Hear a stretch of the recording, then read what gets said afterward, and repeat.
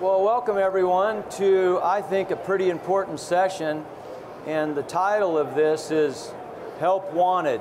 And I think when you look around, everyone here at this session, as well as those that are on the trade show floor, those superintendents at golf facilities, they are needing some help.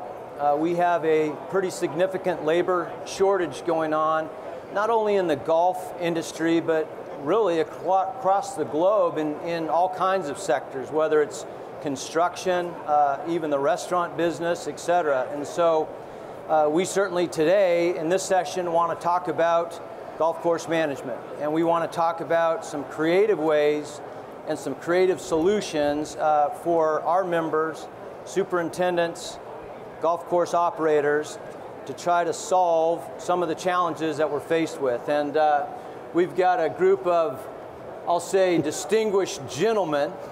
And when I look at Matt, I'm using that term a bit loosely, because he is just an all-around good guy. In fact, I'm going to go ahead and introduce the panelists here, starting with Mr. Matt Schaefer, who's been a GCSAA member for 38 years. So I think he became a member probably just when you were, what, maybe 10 years old, as young as you are right now? That's good. Placate me. That's good. Yeah. All right. But Matt, 38-year member. He was the director of golf course operations at a little club called Marion, hosted a little event there or two, and just has a wealth of experience. So we're fortunate to have Mr. Matt Schaefer joining the panel. And then next to Matt, we have John Thompson. He's been at Sycamore Hills now for 7 years. He's been a member of GCSAA for 19, so he too has a wealth of experience because he did start at age 16 working on a golf course, and so he's seen a lot of things in his tenure as a superintendent, and he's going to share with you some of his experiences and some solutions. And then next to John, we have the Pat O'Brien, and he is the golf course superintendent at Hyde Park Golf Club and Country Club in Cincinnati, Ohio. He's been there for, what, 14 years, I believe. Years, yeah. So he's got, again, a wealth of experience at that facility, 21 years as a GCSAA member.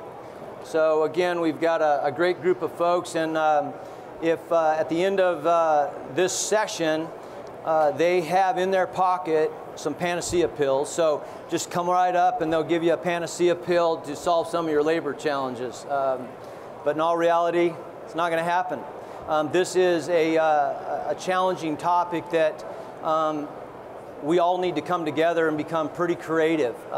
There really is no panacea to this labor shortage that we're in. And so before we direct some questions to our panelists, I want to set the stage a little bit regarding the situation globally, and in particular, what's going on here in the United States. And so to do that, and I guess I could have clicked that slide earlier, that would have been helpful. Now you can see Matt, John, and Patrick, there we go.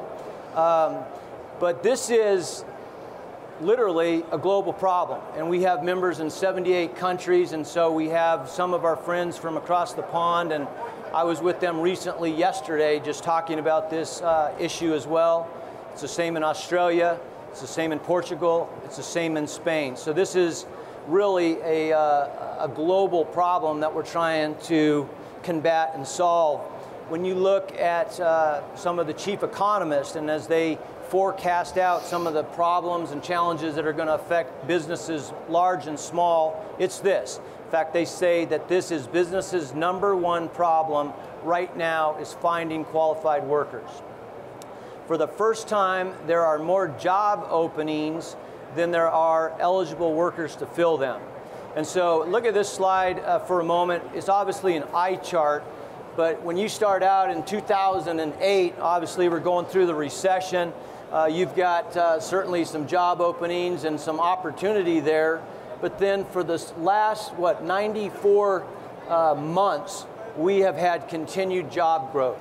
And so when you as a superintendent or as an operator are competing to try to get qualified labor, this is what you're going up against. And so everyone, whether you're in high tech, you're in the food and beverage industry, you're a manufacturer company, whatever the case is, they're all competing to try to get folks to work for them. So again, the number of people filing for unemployment because of that is at its lowest level than more than 40 years, 4 decades. This slide here demonstrates a very similar theme, right? We had high unemployment in 2010, and then you can see now we're at our lowest unemployment rate that we've seen in decades.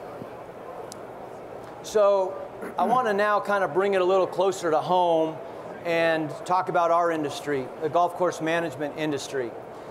We constantly, and we appreciate all the members that fill out our surveys because we try to take that data and learn from it. And we have seen, obviously, when we look at our 18,500 members, and in particular our professional members, which are made up of superintendents, assistants, equipment managers, we are seeing the average tenure, not at a facility, but their average tenure as a superintendent.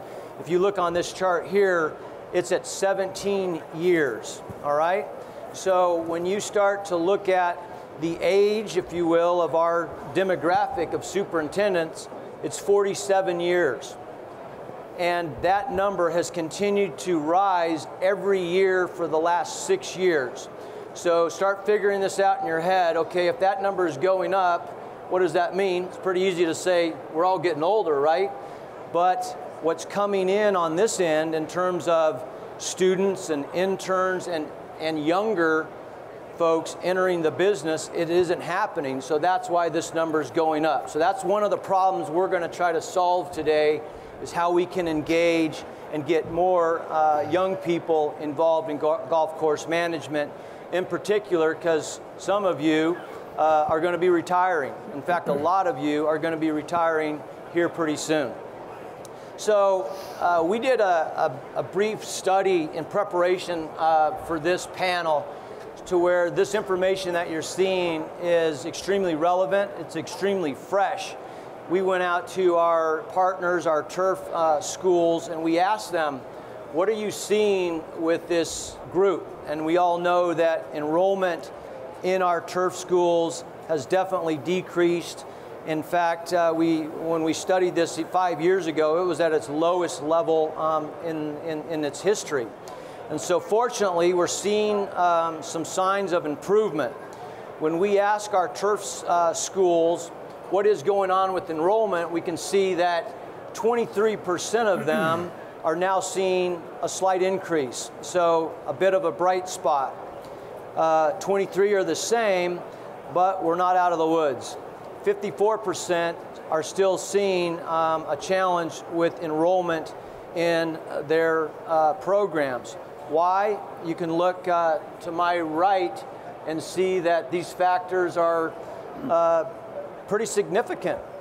Deans of colleges, those that are making business decisions in the institutions, look at programs and they see, wow, there's not a lot of students here. Let's shift our focus elsewhere. We're not getting a lot of grant money for research. Let's go in a different direction. And so recruiting has minimized. They just don't have the resources to recruit students like they used to. They've got a decrease in faculty. They've either let folks go or they've moved on to different areas. So you can see the reasons here, and none of these are easy to combat. But when we now look at what is going on with our current labor pool, and shifting gears from students and saying, okay, I don't really even need somebody that studied this. I just need somebody right now that can be a part of my crew. We've got to rake bunkers. We've got to get some things done. When we ask our members how difficult that is, when we did this in 2012, few of 19% said, yeah, it's okay. I'm getting by. But now, 63% of our superintendent members are saying it's a problem.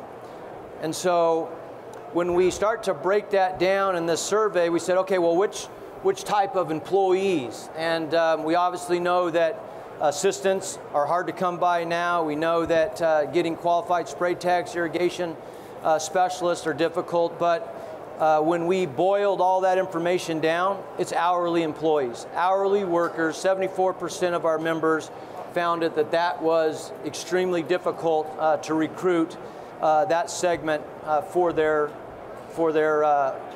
to be placed on their team.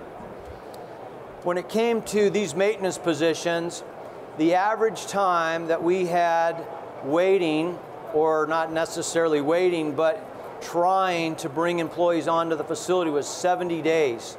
And some of you have some pretty short windows, and if you're waiting 70 days to get an assistant, you could be in trouble. And so that is certainly an issue.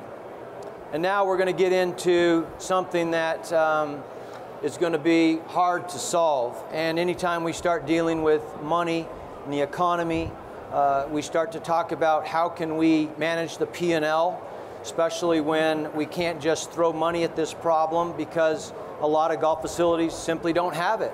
They can't just say, well, let's just up the hourly wage and make this work. But unfortunately, 2016, 2017, we saw a slight increase in overall expenses for labor, and then here we go. We're riding a pretty steep road now. 2018, it jumped up 5%, and we anticipate that to have another major jump in 2019. So you could be seeing anywhere from 5 to 10% just in hourly wages or just labor expenses in general. And a lot of facilities, as we all know, that can be devastating to a club that is trying to make ends meet. Hiring maintenance staff challenges. So going along with that theme, 69% of our members said, well, yeah, we get that, Rhett. We know that we've got to pay more for labor because, you know what, my son's working over at McDonald's and he's getting free Big Macs and he's working in air conditioning and he's making X, and he can make more there than he can getting up at 5 in the morning and having a weed whacker in his hand or a bunker rake in his hand.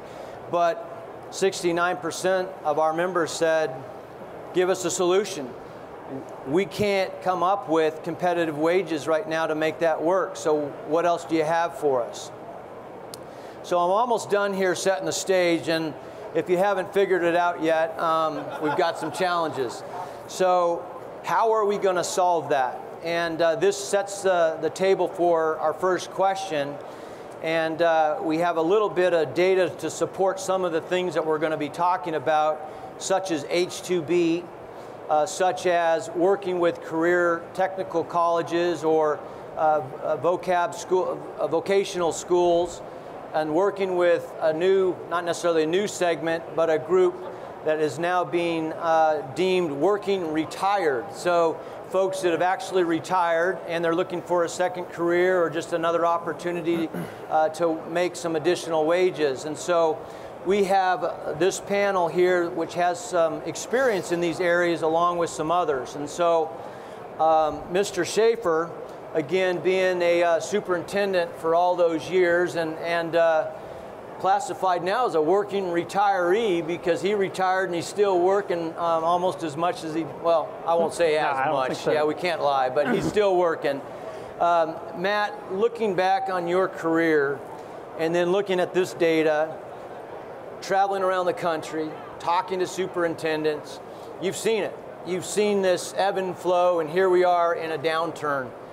What advice and what solutions can you bring to the table, or should our members be thinking about? Well, I was a golf course superintendent for 4 decades. So, you know, it used to be labor, and I can tell you, some of the older guys out here, it was easy. You know, people would come in off the streets, high school kids would work, there wasn't organized sports, you know, to take that whole group of people away. We can talk about that all day, but in reality, you have to be diversified. You have to start thinking out of the box. You know, like I had a great young superintendent. I think he might be in here, Mike Kachurak. And this was at the end of my career. And he said, look, he actually educated me on that generation. And so that's really the critical mass. You know, you got to change. You know, being a boss, you got to be fluid. You know, that's what we do for a living, actually. You know, everything we treat, we're managing on the fly, and labor is no different. You have to be current. You can't be a 65-year-old guy trying to appeal to a 28-year-old if you're still thinking back to the way it was when you were 28. So what we would do is we would create an environment that was conducive to attract those guys. And like in my generation, we worked hard, we saved, and then we played. This generation, they want to play now. And I admire them for that. Because I'm thinking of all the things I would have liked to have done if my body was younger. But you know, it's not really cooperating. So anyways, with that being said, I think one of the biggest things, couple things is, as a supervisor, you got to work as hard at labor now as you do agronomy, managing up your budget. It's hard. The other thing is diversification. And I was really good at this. Excuse me. I was really good at this. I had retirees. I love veterans, particularly Marines, because they're can-do guys. They're very organized, very fussy. And then I had young people, a lot of girls. I'll tell you a story at the end about how I recruited women. It's kind of funny, but anyways, you just have to never get stuck thinking about anything set. You got to be fluid and change with the times. That's the biggest thing.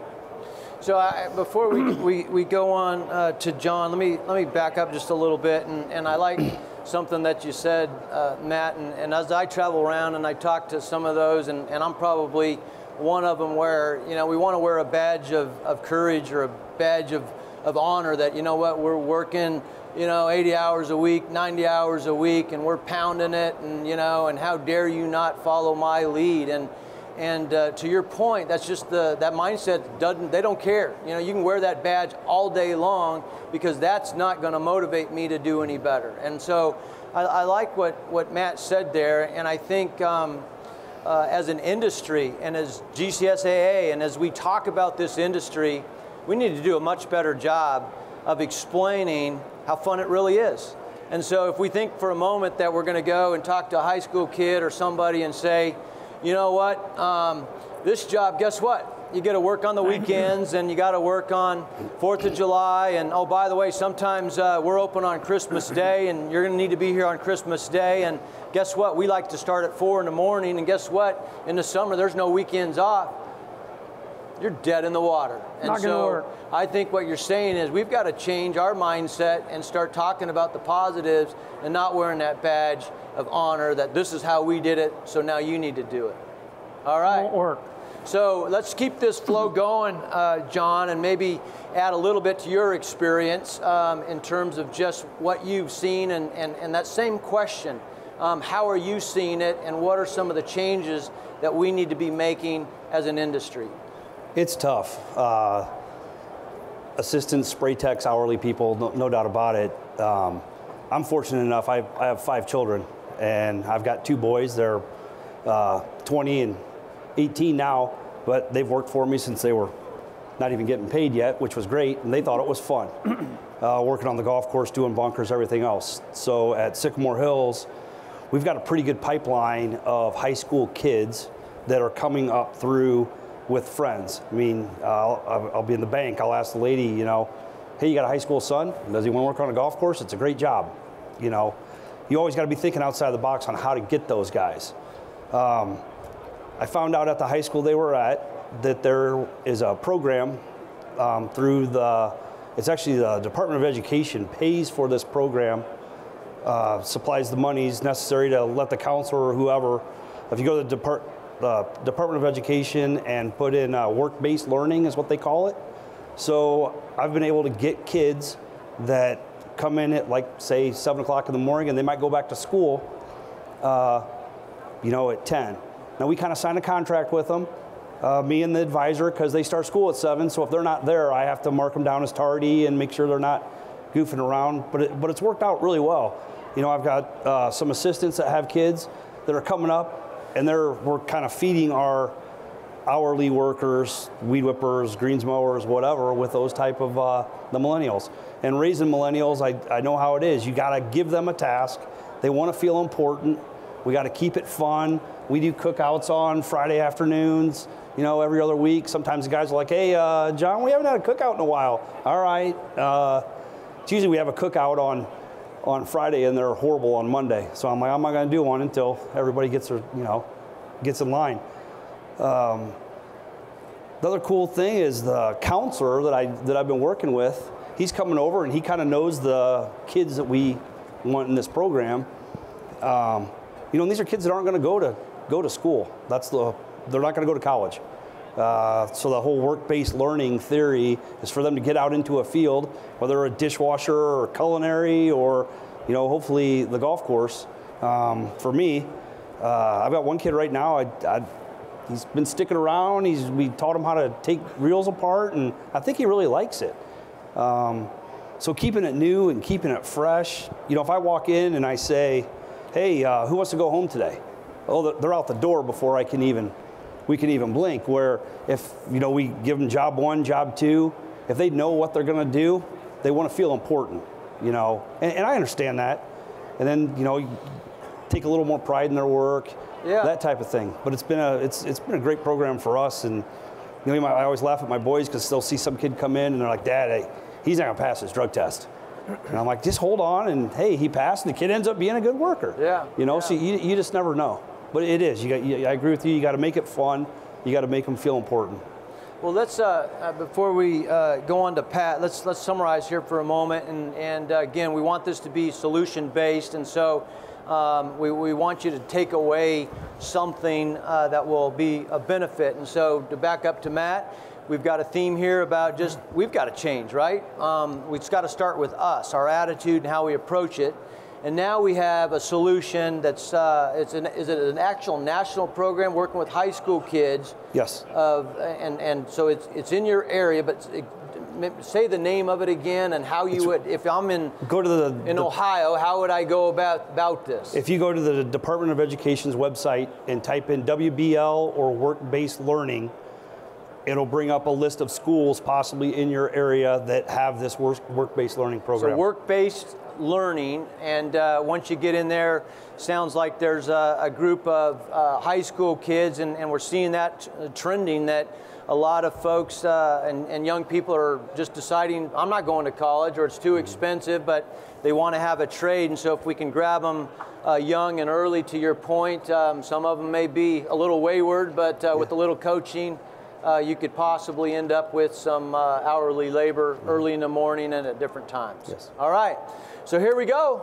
Let's hear the same question and a different answer. What solution do you have, Pat? I think they bring up some good points. I think one of the points that we've seen with us at Hyde Park is that a lot of the high school kids only want to work 25 hours, and that's what it seems like. That is the max, and so we're looking at it a little bit different with split shifts and having more bodies per se to make sure, because the kids don't want to work 40, 50 hours a week. And I think it comes back to adapting and looking at the workforce and looking at it a little bit different way. At Hyde Park, we've engaged in the H2B work program. I'd be curious to see how many people out there are H2B focused in the audience. Not many, that's good. Got a couple over here. Yeah, that's great. The H2B is a guest worker visa program. We've done it the last 5 years. It's been a amazing source for some great people that come from Mexico to help us for 8 months. Our members love them. They do a great job. The challenges associated with the program are absolutely unbelievable. It's an absolute nightmare. I know the GCSAA has done a lot of work in Washington. As of January, the Department of Labor had 100,000 applications within the first 15 minutes and basically shut down the website. So there's probably a good chance of, well, a 30% chance of getting our workers this year. So we need to really look at it a little bit different and what we can do. And some of the things that have done in the past, and we talked about the diversity piece, Retirees have been absolutely key. The problem is retirees don't like to push a mower around green banks and so on and so forth. So trying to come up with new ways from utilizing technology and so on and so forth, I think are going to be helpful. We utilize, my wife is an occupational therapist, so we utilize, in a vocational standpoint, special needs kids. They'll come out and help us with certain tasks. We've had a good pipeline of firefighters and police.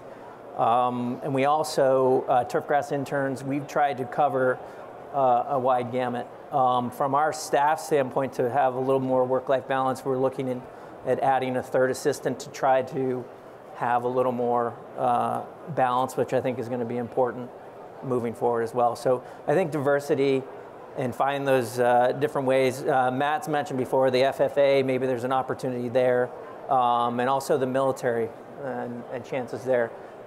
John brought up a great point too. A lot of the high schools, there's a lot of kids that kind of get lost in the shuffle and don't have those same opportunities, and there might be a chance that we can engage these kids that they're not going to be the doctors and lawyers, but they love being outside and being there. Well, let's Pat threw out a whole host of ideas and solutions, so let's break some of these down so that those of you that are trying to think through, okay, how would that work at my facility? Let's give you a little more information. And the H-2B issue is certainly an issue.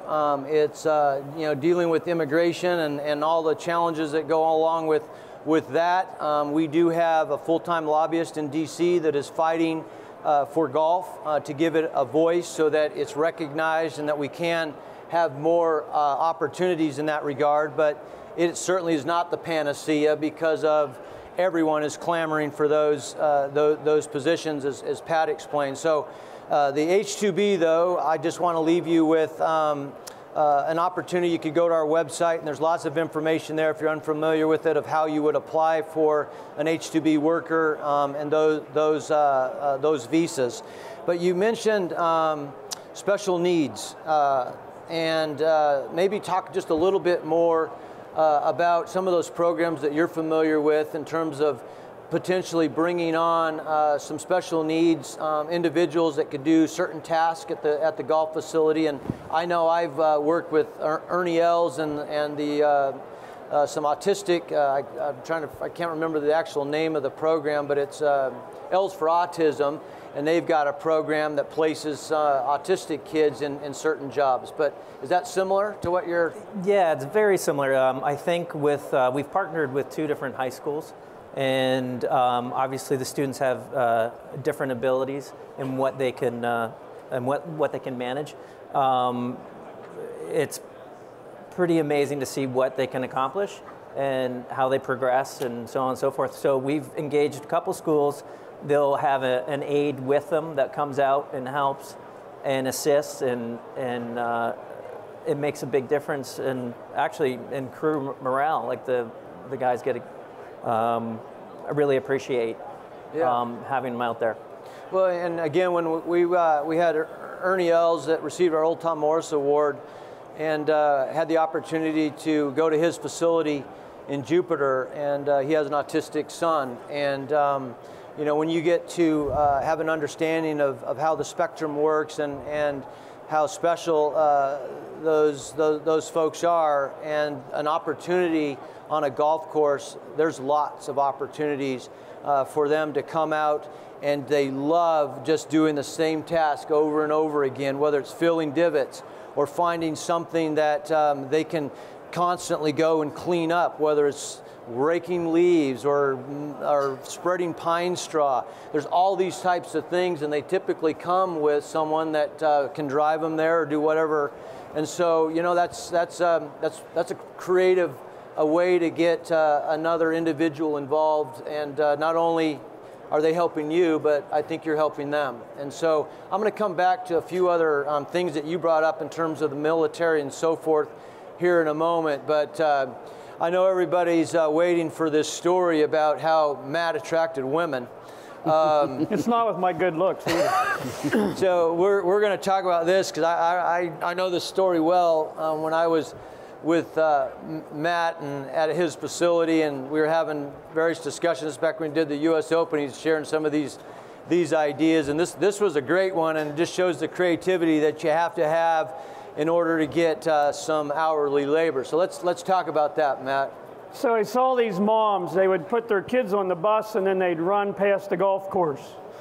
And I got to thinking, I'm going to run down those girls and I'm going to tell them, listen, here's the deal. You run every day and you do it for free. You come over here and you cut greens and I'll pay you $15 an hour. And so my assistant says, that's going to be the first thing you ask him? Excuse me, my voice is going, but I said, yeah, what would you say? He said, I'd ask them if they know CPR, because you better get this done in 1/8 of a mile, or you better hope somebody knows CPR. But the long and the short of it is they came and they worked.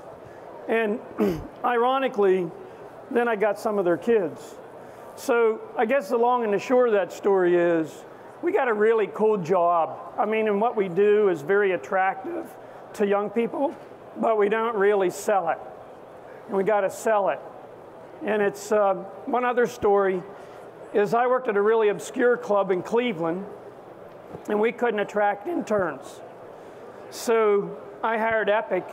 This is, I don't know, probably 25 years ago, and I did a video. And then I came to this show, and I passed it out to every young person in here one time, and for 7 years straight, we were overflowed with interns. But what it did is it really promoted our profession and how diversified it is. And I've done all sorts of crazy things, you know, like I'll actually go into an office building and say, do you enjoy sitting in this cubicle? Really? Like you can be outside enjoying the fresh air and making a whole lot more money. I go to Villanova and talk and say, you're going to incur $100,000. Well, Villanova is probably $250,000 in debt. And then you're going to get a job paying $50,000. I'm not the sharpest tack in the drawer, but I can tell you it's going to take you a while to pay that back. You can become a golf course superintendent and make 6 figures. And by the way, it's a lot more fulfilling than working in that cubicle. So like we need to sell our profession. It's awesome. Like somebody always says to me, if you could do it all over again, what would you do? Absolutely nothing different. And I mean, I love this profession. And I mean, I just think we need to introduce and infuse that enthusiasm all across. I came from the FFA, and I know you guys are putting on a big push with them. Because you can do more than milk cows, thank goodness. I became a golf course superintendent. I never wanted to milk another cow in my life. In fact, let's talk about that for a moment, because I know that is something that we're working on now. In terms of creating some partnerships, if you will, with the Future Farmers of America. And we recently sent some of our GCSAA staff to their annual conference where 60,000 corduroy jackets with the big patch on the back assembled there to talk about all that they have to offer in terms of just different career opportunities in ag. And as we talk with the folks at the FFA, they're realizing that there's a lot more jobs and a lot more opportunity than just milking cows or being a farmer, and certainly not taking anything away from that.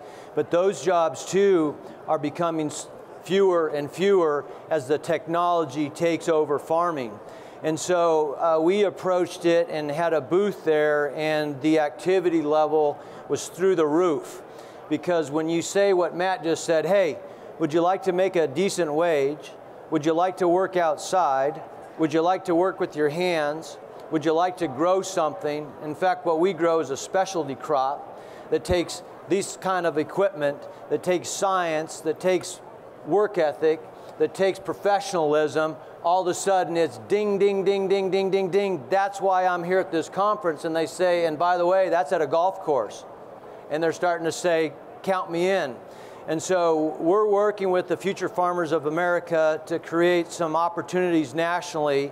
But just like we talked about with the high school programs, on our website we will have, and I'll show it here in a moment, some resources that you can go to at your local level to find that FFA club that's in your communities.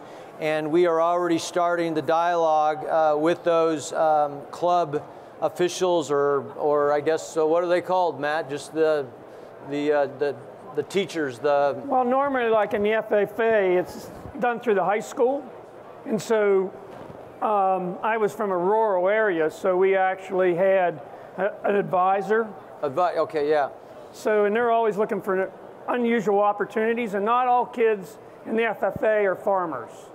There's lots and lots of kids that are in FFA that aren't living on a farm. So, and I think they're trying to attract people into the FFA as well. So it's a great homogenous relationship. So hopefully, if you didn't have that idea before, you have it now, and that is to reach out to your local FFA chapter, and again, we'll get you that national website, and they'll be able to break that down into your community. So let's keep this thing hot. I know we're going to run out of time here shortly, but we still have some pretty good ideas, I think, to throw out there as we start talking about the military, as we start talking about other creative ideas. But let's go around the horn, and we're going to get to this military thing in a minute. But just in terms of one other nugget or solution that you want to throw out here that might be unique. I think like Pat said, just keeping it fun and hiring more people. It's okay if a kid wants to mow greens and go home. That's fine. I think at one point, the HR lady always laughs when I'm taking checks down, and the general manager kind of looks at you guys a big stack, but it's like, I'm under budget. They're not working the hours that I have budgeted for. So,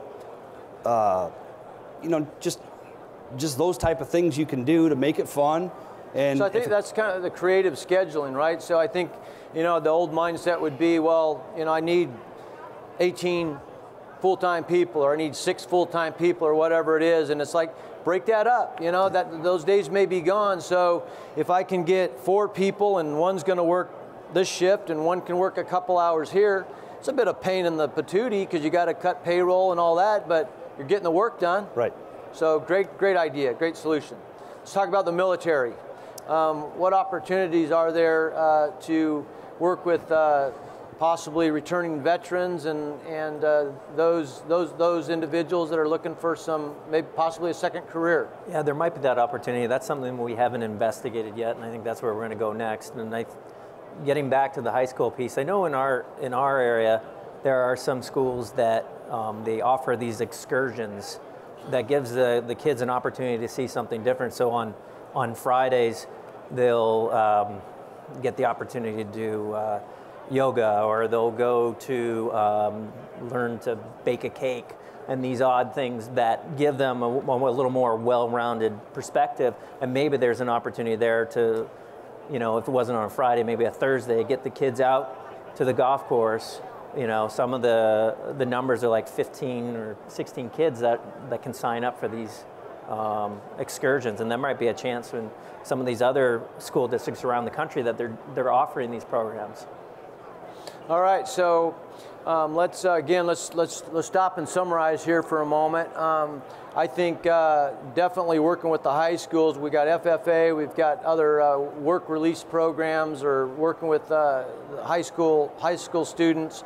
I'm going to add a little bit onto this military opportunity, and again, you'll see on this website or on this slide here in a moment, and then on our website, an opportunity with a program called PAYS. And it is an Army program, and the Army has branch offices throughout the country, and they have worked hard to try to figure out ways in which they can place returning veterans that have served our country into some good jobs. And if you think about the training that they received in the military, whether it's technical training, advanced training, special ops, strategic planning, etc., all those things can be transferred over to a golf course. Now, do they know how to necessarily grow grass and prevent diseases and all that sort of stuff? No. But that's something that I think we have to, again, change in terms of our thinking and say, you know what, I'm going to have to invest some of my time in training and doing some things, but we've got a bright young woman, a bright young man who is willing to work and wants to work. And so that PAYS program, again, there's a national website, and they have reached out to us and said they would love to be able to tie in our job boards, our opportunity to where they can help place returning veterans into our industry. So that's, again, another opportunity to work with the members of our branch services. So I know we were scheduled to go, I think, another few minutes here, and we've gone around the horn, but I know as I've sat on these panels before, I've sat there and I think of a slide, or I think of, doggone it, I wish I would have said that. Or you just have a microphone, you can say whatever the heck you want to say. Now's your shot. So we're going to go in reverse order here and have kind of some closing comments. And then we've got quite a few folks that I'm sure have some questions. And I know in this setting it's a bit difficult to hear, but if you do have some questions or some other ideas that you'd like to share, we'd love to hear from you. Our panelists are going to be able to stick around. In fact, we'll stay up here on the stage, and we can have some dialogue, some one-on-one dialogue as well. So let's go around the horn. Pat? I think for us, one of the other pieces that's worked out extremely well is our team is involved with the process. So the assistants will take a section of, or an area that we want to see if we can find employees. And I think our team has been empowered to help out, and some of the guys are much better at certain areas than I am, especially some of the younger guys being able to engage with high school kids and so on and so forth. So I think that's helped out a lot in empowering our team and so on and so forth. But I think the biggest thing for us is diversity, because we rely heavily on H2B, and I really, each year I go through this quandary, why do we do it and how do we do it and so on and so forth. And I finally understand, you know, being originally from Canada and becoming a citizen, I understand the disdain for government now. I totally get it. Nothing really does get accomplished. And so diversity, I think, is important, and trying to find different ways. And I think things like this have helped out a lot, because there's different pipelines, and developing young staff and mentoring and has been very successful for us as well. Well, thanks, Pat. Thanks. John?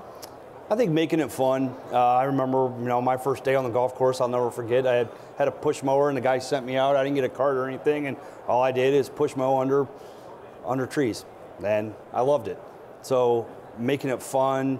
I agree with you, Pat, on the, it's fun watching my assistants interact with the younger kids, especially even, my sons.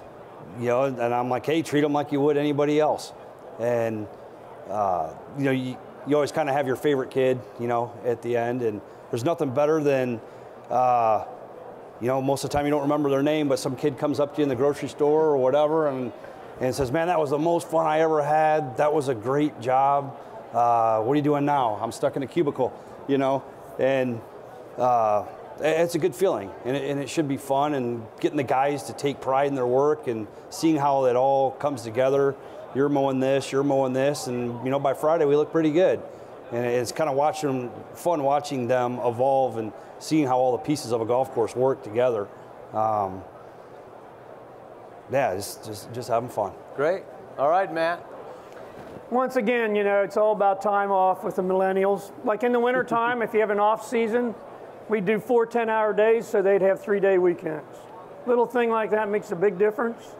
Giving them a week off, hard to imagine that you could do that, but believe it or not, I did it, and it was really invigorating to the staff. I only did it when we were at full staff, so it was June, July, and August. But people would be tired, but other people be coming off vacation, and it would just infuse energy. Plus, they were looking forward to it. And then the other thing is, I just think that it's critical, like when you're an assistant or an intern, you're worried about where you're going. So like I really got a good reputation, I think, in the industry for helping my guys get to the next level. Like I used to tell my interns, I got to make you 3 solemn promises. I'm going to work you hard, I'm going to teach you everything I know, and I'm going to compensate you poorly. And it was amazing, though. We just had tremendous buy-in. I think I'm proud to say that I've placed 74 superintendents and over 250 assistants. So, and like we do, even with high school kids, you know, we tried to find people that were like, one year I worked with a bunch of juveniles. There's the Glen Mills School in Philadelphia. And actually, we got 2 kids out of there, worked with them really good, and now they're golf course superintendents. They went to Penn State, and we turned their life around. So they go back to the program and say, I'll tell you what, you want a real life experience? You got to go work at Marion Golf Club. So I just think that we have a tremendous amount to offer, and we should never cut that short. Look, guys, if we're nothing else, we're unbelievable salesmen.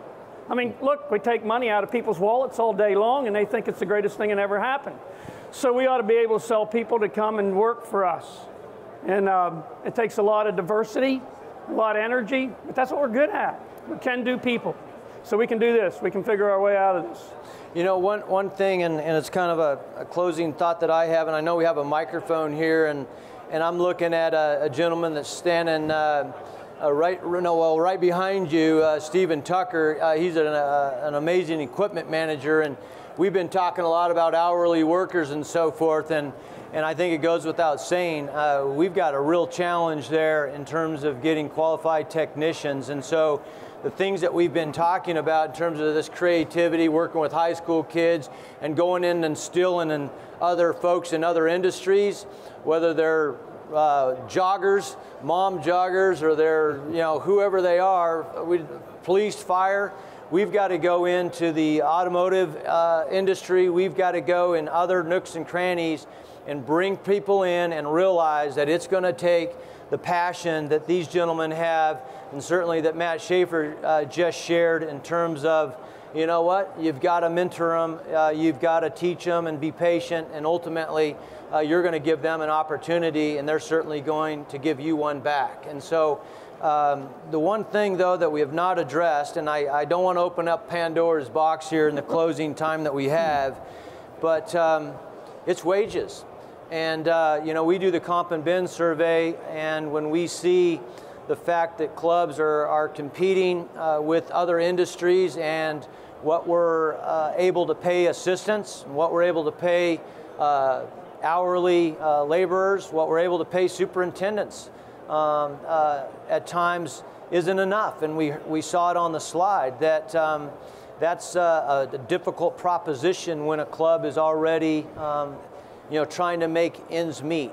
And so one thing that I want to leave you with that GCSAA is working on, and we need your help, and that is to continue to recognize and promote what superintendents do with owners, with operators, with golfers. And so you're going to continue to see everything that we can do within our budget to get on the Golf Channel, to be able to highlight the work and the important work, the invaluable work that superintendents do to make golf work. Because without superintendents and without the staff that's employed at these facilities, we don't have a game of golf. And so you would think that the light bulb would go off and that more resources, i.e. money, would be channeled in that direction, but we still have an uphill battle as we continue to expose owners, operators, golfers, etc., to the importance and the value that a highly trained superintendent can bring to their facility. Because at the end of the day, when we survey golf facilities and we survey golfers in particular, you know what they say? Why they go to a golf course, the #1 reason? It wasn't because of the hot dog or that the Coke was cold. It was because of the quality of the golf course. And you don't get that if you don't have qualified labor and if you haven't spent the time training and paying your employees what they're worth. So we've got a lot of work to do, but we could use your help in that regard. And that's just by simply continuing to elevate the brand and to wear your badge as a GCSAA member proudly, and to be able to, again, carry that badge and that brand everywhere you go, into an office building, into wherever you go, that says we've got a great profession. So I want to thank our panelists for their insight. And we've got a microphone here. Again, I know it's is there any questions that you have for any of the panelists? Anybody have a question? We've got one right here in the second row in the middle. For the work-based learning program. Turn it up just a little bit, or I guess you can't. For the work-based learning program, does that end when the school year ends, or how does that, you know? Yeah, I actually grade them every quarter, or every quarter, so there's 4 quarters. And then usually those kids stay and work for us. So we've had a couple that have been in it for 2 or 3 years now. But yeah, they get a letter grade for working for me. But are those high schools year-round high schools where you're at? So No. I'm saying during the summer. No, in the summer, it's just they work for us. Okay. Yeah. I can't hear you. Okay. Any other questions? Any other one? Must have done a good job. One in the back there. Rhett, good to see you. Thank you very much. This is probably a loaded question, but what is ever going to happen with the amount of illegal immigrants that are working in our country, collecting cash, a lot of them in our industry, working for landscapers that are mowing grass in people's houses for cash? And if you look 5 years ago, they were all working for us. You know, and we had the wrong Social Security numbers, and they were the wrong name and all that. And all of a sudden, they put the clamp on that, and they all scattered, and they're working someplace else, hiding behind whatever they can, and still making a living, and we're out there holding the bag. So I'm not sure what the governmental process is of that, but it certainly would help our industry quite a bit if we could try to move forward on that. Do you have any insight on that? Well, and that is a tough one to answer, but I have an answer for you, and that is our Grassroots Ambassador program, where we have 340 individuals right now that are assigned to a member of Congress, and there's 535 congressional districts in the U.S., and every single day we're charging those superintendents to go and explain some of the challenges that you just did, that we have to have a fair working environment. And so whether it's, you know, changing the way that those immigration policies are adhered to, or whatever the case is, we're carrying that message at a local level with our ambassadors.